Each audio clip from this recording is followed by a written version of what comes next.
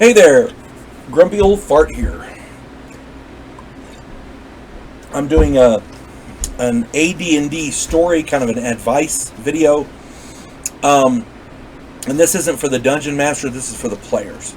Well, I guess it'll work for Dungeon Masters too, but for the players, that's the important part. That's what this is really aimed at. I had a conversation the other day with a woman who is a proponent of 5th edition Dungeons and Dragons, and her stance was that 1st edition AD&D magic users, the whole class, was stupid. And I jokingly said, their prime requisite is intelligence, so ain't none of them stupid, right? You can't be a stupid wizard. You can't do it. And she went on and on about it. That's not what I meant, and you know it, blah, blah, blah. People just can't take a joke. At any rate, her primary argument was that with a D4 hit points, they are weak. I answered, be a better player. Don't enter combat like a fighter.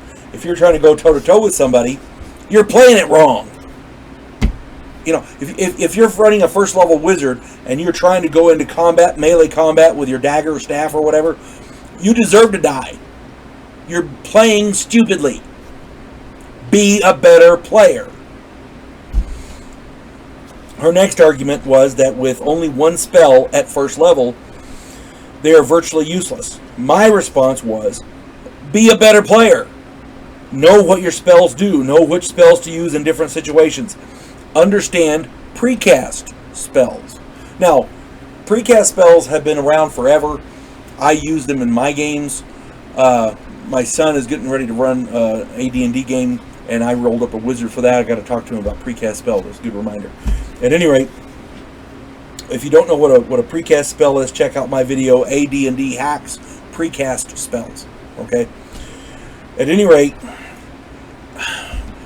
she was under the impression that magic users have their magic missile and that's it. That kind of thinking is going to get you killed no matter what. Magic users only have a D4 hit points at first level, but if you're going into melee combat with a wizard, you're not that bright. If you plan to go into combat, read your spells. If your idea of wizard combat is centered on magic missiles, you're missing the big picture.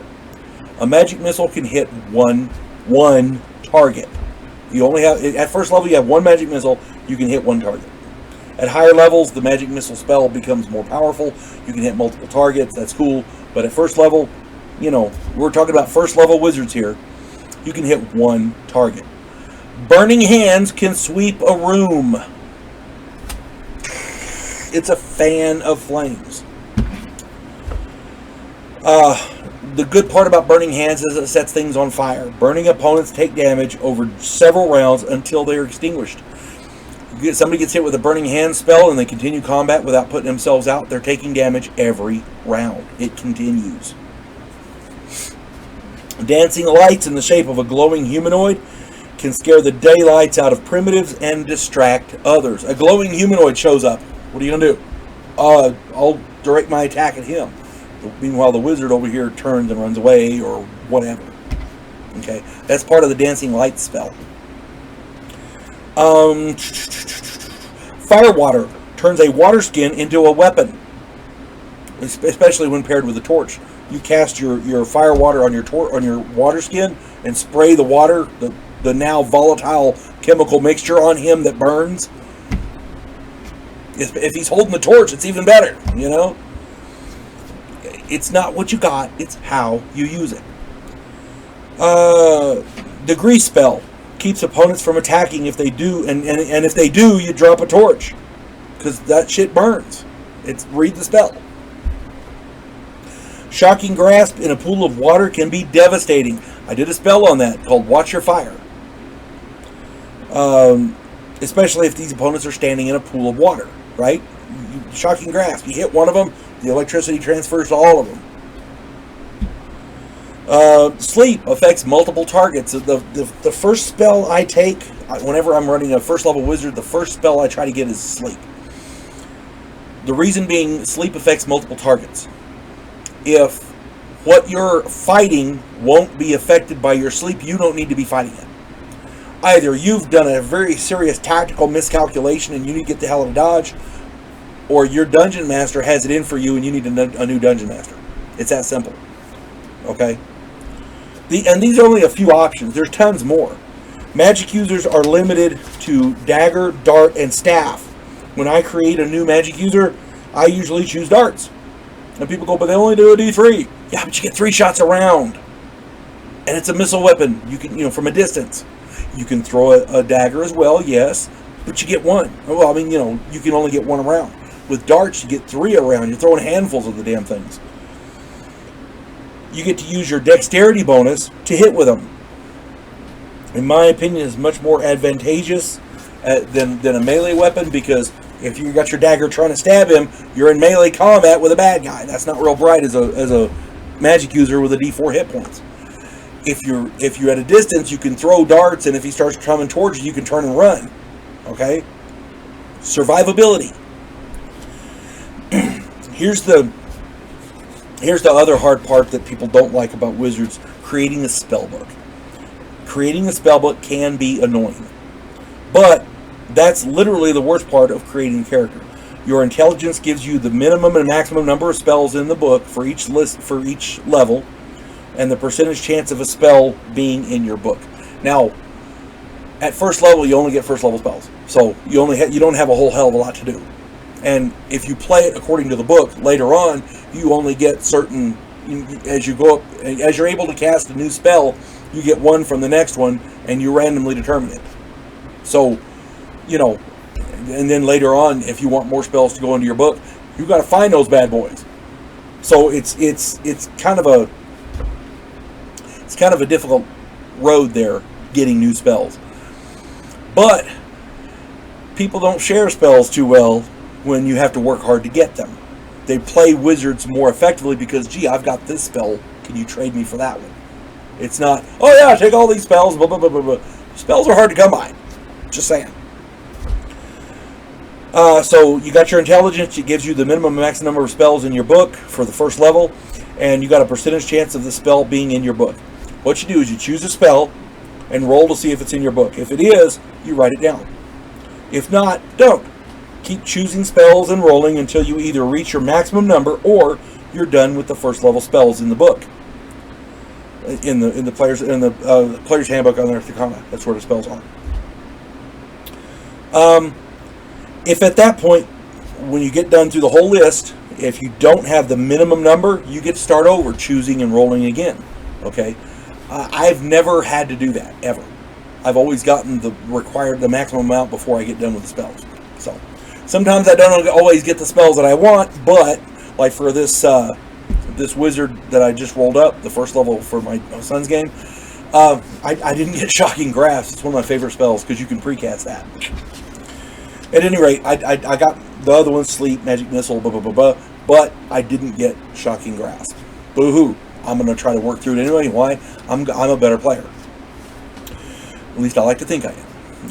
Many of the magic user spells in Advanced Dungeons & Dragons are not meant for combat. If you're creating a magic user and your spell choices are centered on combat spells, you are missing out. Many useful spells include Detect Magic. How do you know something's magical? It looks nice. That's it? Really? How about Detect Magic? Let's find out if it is magical. And by the way, artifacts and relics don't show up as magic anyway, so that doesn't matter. Read Magic. There are spells written, and then there are some texts written that require you to have the spell called Read Magic. And a lot of information that you get from those is useful in the campaign. Just saying. Identify. We got a magic item, we don't know what it means. Well, here you go. Identify. That's what that's for. If you don't have that in your spellbook as a first level wizard, your party's not going to like you very much. That's all I'm saying. Spider climb. You want to get from point A to point B, you got to get there somehow. You got to get up to that window. There you go. Spider climb is very useful.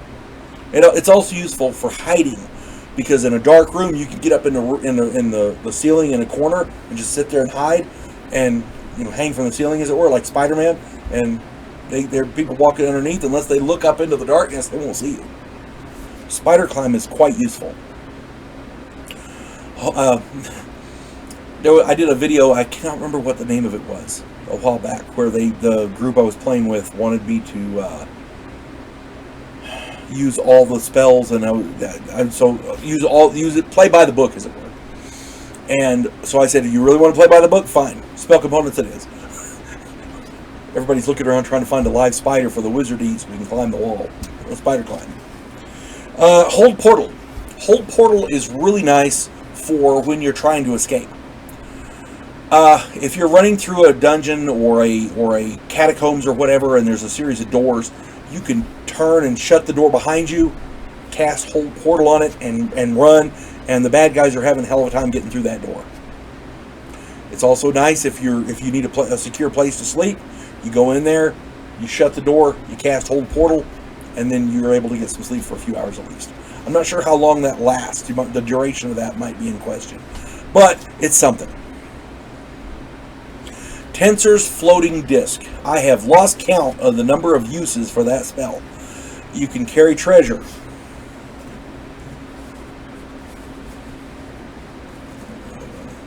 You can carry treasure. You can use it as a... That thing is just not going to stay. You can carry treasure. You can use it to bridge the gap across a ravine or something. If there's a gap, like a crevice you have to get across, Tensor's floating disc, everybody can get across. It has so many uses. That and a shield spell, somebody made a tank out of it, a hover tank. You could use so many things with that. My point is, if all you're doing is combat, you're missing out. You are missing out. There's a funny story. I was running a magic user in a game years ago, and our party was beyond broke. We was broke. Broke ass bitches. That's the term they use around here. Our fighters had no armor, and the best weapons we had were clubs, and those were sticks we found by the side of the damn road. That is just determined not to stay, isn't it? At any rate, the Dungeon Master said there was a reason for it, and it was part of his campaign, and that's all well and good, but I didn't like it. Magic users are not fighters, and I wanted our fighters to at least have a chance to protect my wimpy ass. I used a sleep spell to knock out a tax collector and his guards. We raided their tax chest, only taking coinage that couldn't be traced, and we were able to outfit our group. I did something similar with a second level. My character was a little higher level. I had a second level spell. I was third level, I think it was, and I used Fool's Gold. I had a dagger, an old dagger, and I used Fool's Gold, and oh look, I've got a golden dagger. How much would you pay for that? And the guy says, "Oh yeah, I'll give you X amount for that," and we were able to outfit our party with that. Of course, the trick with that is you got to get the hell out of Dodge before before the spell wears off and they figure out it's just a normal dagger. They got conned out of money for it. The trick there is to run like hell to the next town, and that's where you outfit your stuff. The trick here is, with proper planning and knowledge of the spells, a magic user can be a real hoot to play, and I'm going to enjoy playing this one in my son's game.